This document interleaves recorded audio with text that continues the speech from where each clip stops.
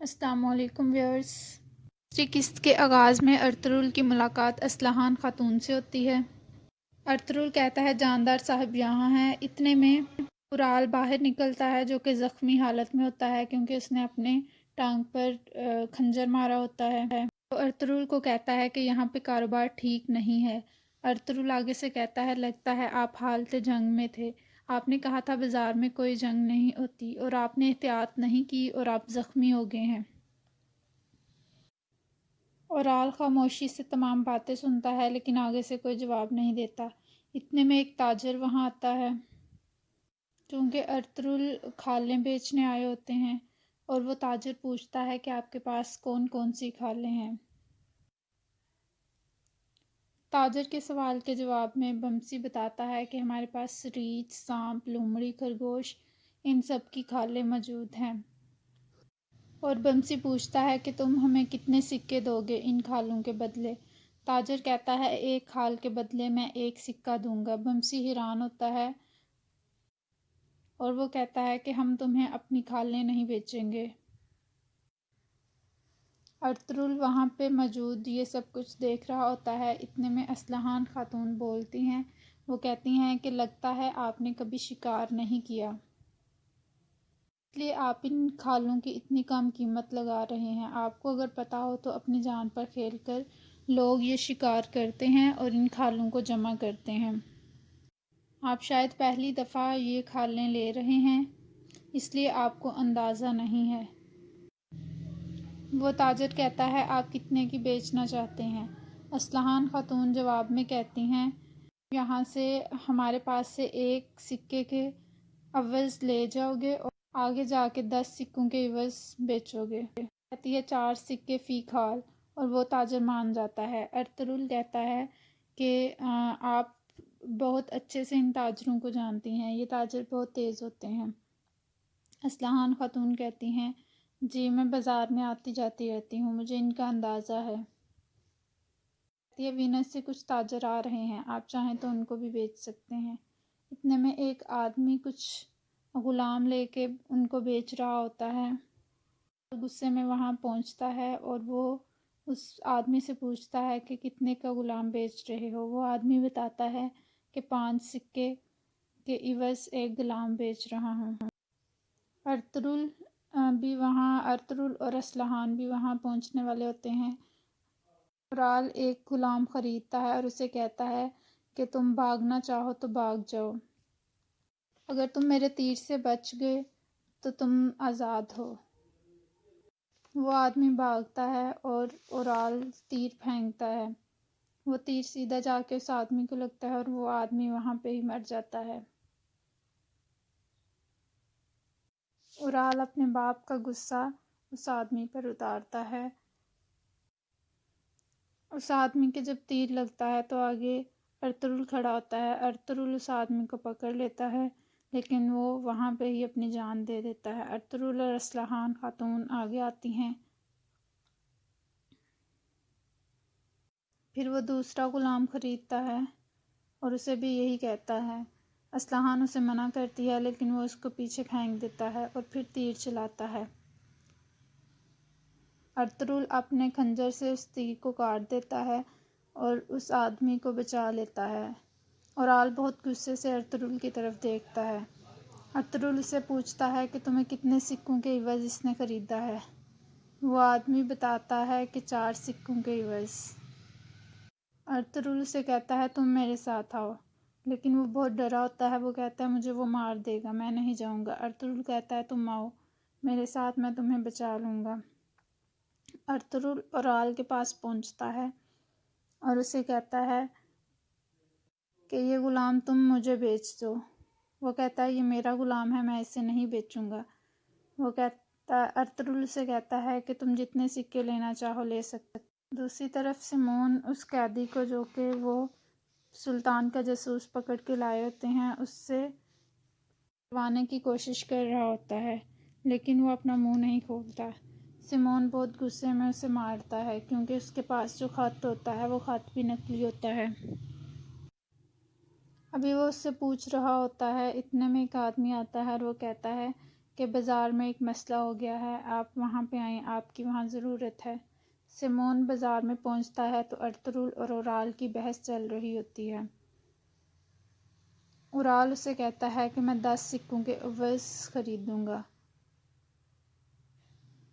اور ارطغرل دھندار کو کہتا ہے 10 سکے نکالو۔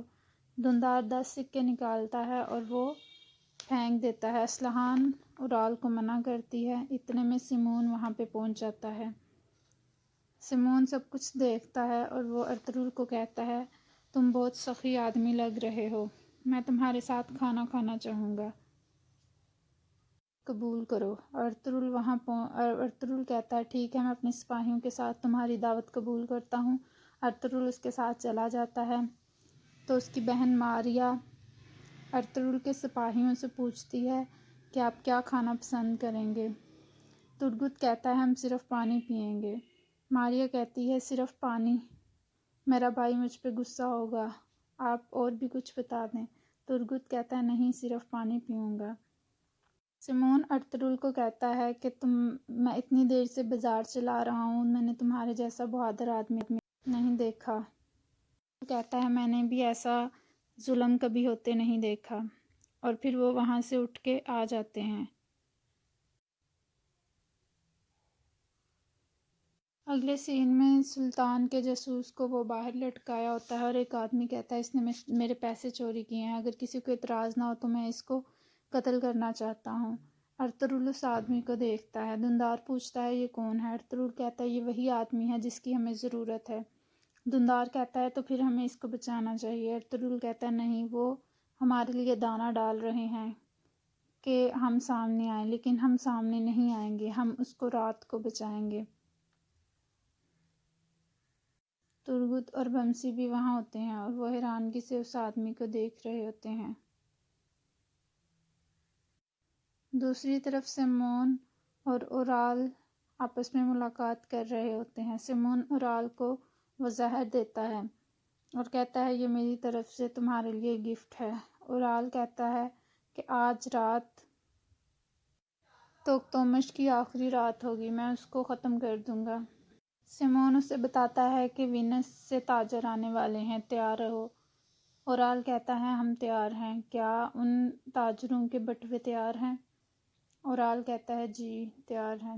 دوسری طرف ارطغرل اور اس کے سپاہی جانے لگتے ہیں اور وہ غلام آ کے ارطغرل کو کہتا ہے کہ میں آپ کا غلام ہوں، مجھے بھی اپنے ساتھ لے جاؤ۔ ارطغرل کہتا ہے کہ تم آزاد ہو، تم جہاں مرضی جانا چاہو، لیکن وہ کہتا ہے کہ نہیں، میں اگر یہاں رہوں گا تو مجھے دوبارہ سے قتل کر دیا جائے گا، آپ مجھے اپنے ساتھ لے جائیں۔ ارطغرل اسے کہتا ہے تم میرے قبیلے میں مہمان ہو، جب تک رہنا چاہو رہ سکتے ہو۔ ایک طرف حلیمہ خاتون اپنے خیمے میں بیٹھی ہوتی ہیں اور حائمہ اس کے لیے پانی دیتی ہے کہ تم بہت تھک چکی ہو۔ حلیمہ خاتون کہتی ہے کہ اس طرح کا مسئلہ کبھی ہمارے قبیلے میں پیش نہیں آیا، ہماری خواتین مایوس ہو چکی ہیں۔ اتنے میں بانو جھجک آتی ہے کہ حلیمہ آپ نے مجھے بلایا تھا۔ حلیمہ خاتون اسے کہتی ہیں کہ تم نے جو سب کچھ آج کیا ہے، اگر دہان دیکھ لے، دہان تمہیں ہمارے سپرد کر کے گیا تھا اور تم اس طرح کی حرکتیں کر رہی ہو، اگر وہ آیا اور اس نے یہ سب کچھ دیکھا۔ بانو جھجک کہتی ہے کہ وہ واپس نہیں آئے گا۔ حلیمہ خاتون کہتی ہیں تمہیں اپنی بات پر پچھتانا پڑے گا۔ بانو جھجک کہتی ہے 2 گرمیاں گزر چکی ہیں لیکن وہ واپس نہیں آیا۔ حلیمہ کہتی ہے کہ وہ ایک مشن پہ گیا ہوا ہے، وہ ضرور واپس آئے گا۔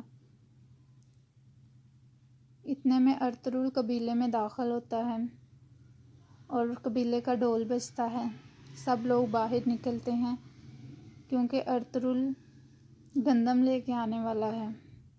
ارطغرل گندم لے کے قبیلے میں داخل ہوتا ہے تو قبیلے کے لوگ دیکھتے ہیں کہ گندم بہت تھوڑی سی ہے اور وہ ارطغرل سے پوچھنا شروع ہو جاتے ہیں کہ کیا ہماری کھالوں کی صرف اتنی ہی گندم ملی ہے، ہمیں اور گندم چاہیے، اس کے لیے جرگہ بلائیں۔ ارطغرل کہتا ہے نہیں، آج رات جرگہ نہیں ہوگا۔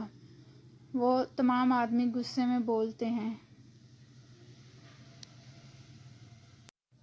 اتنے میں وہ غلام بولتا ہے کہ مجھے یہاں نہیں آنا چاہیے تھا، میری وجہ سے تم لوگوں کو کم گندم مل رہی ہے۔ ارطغرل صاحب نے میری جان بچا کر تم لوگوں کے حصے کے پیسوں سے مجھے بچایا ہے۔ لوگ پوچھتے ہیں ارطغرل صاحب کیا ایسا ہی ہے؟ ارطغرل خاموش رہتا ہے اور وہ آدمی کہتا ہے کہ تم لوگوں کے سردار نے میری جان بچائی ہے، آپ لوگوں کو ضرور کچھ نہ کچھ ملے گا۔ ارطغرل کہتا ہے کہ ایک مہمان جب آتا ہے وہ اپنے ساتھ 10 رحمتیں لے کر آتا ہے، ہمیں ضرور اللہ تعالیٰ کی رحمت ملے گی۔ اس کے بعد ارطغرل اپنے خیمے میں چلا جاتا ہے۔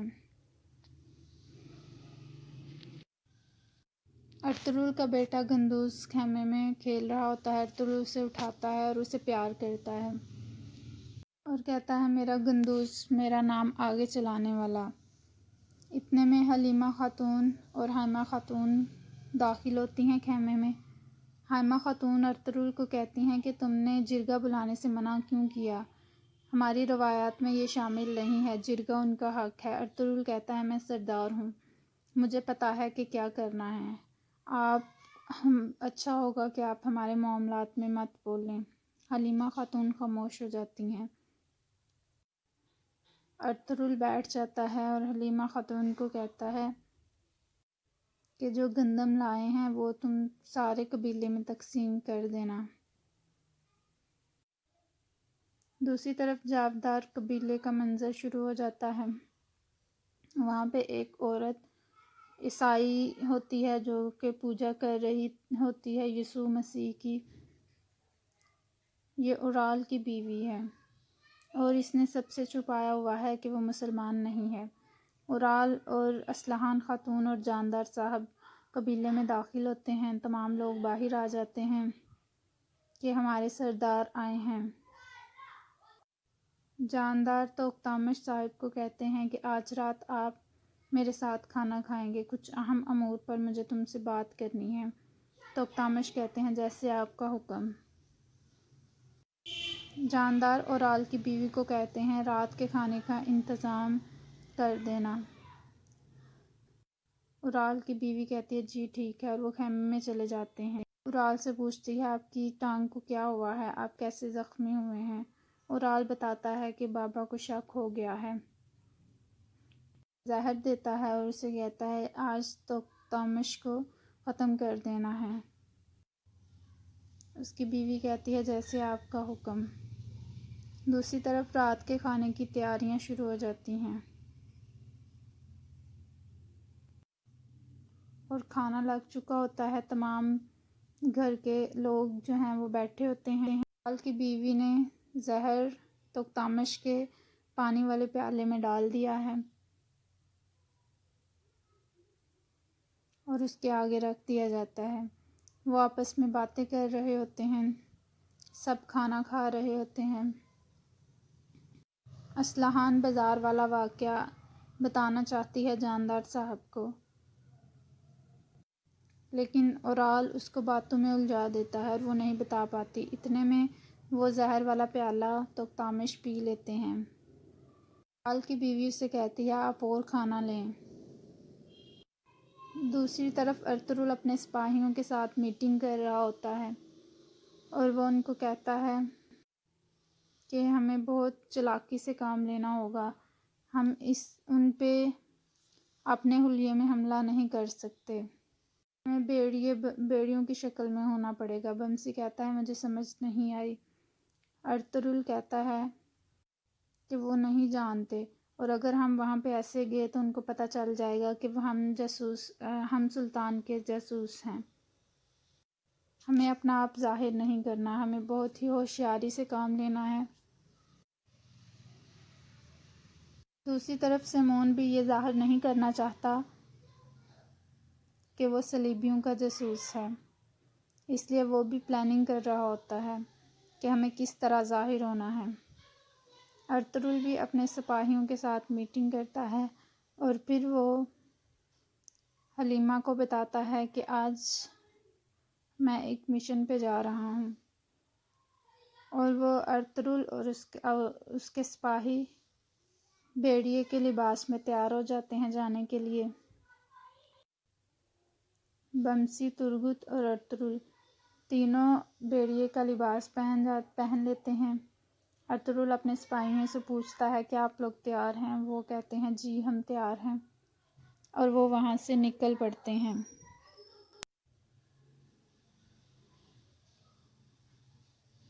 دوسری طرف جاودار قبیلے میں چونکہ توختامش صاحب کو زہر دیا ہوا تھا اور اس پر زہر کا اثر ہونا شروع ہو جاتا ہے، وہ آپس میں باتیں کر رہے ہوتے ہیں۔